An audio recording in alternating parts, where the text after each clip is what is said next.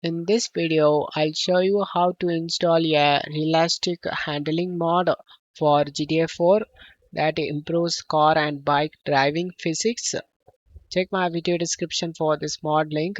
Select the manual download option and select the slow download option and it will start downloading.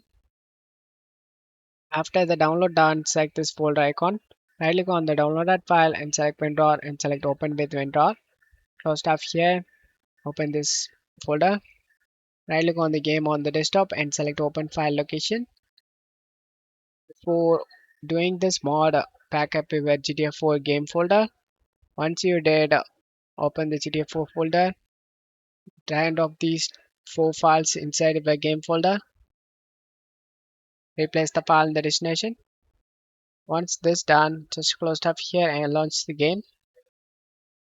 After installing this mod, driving feels much more realistic with improved control and stability. I hope this video helped you. If the video helped you, don't forget to leave a like and subscribe. Thank you.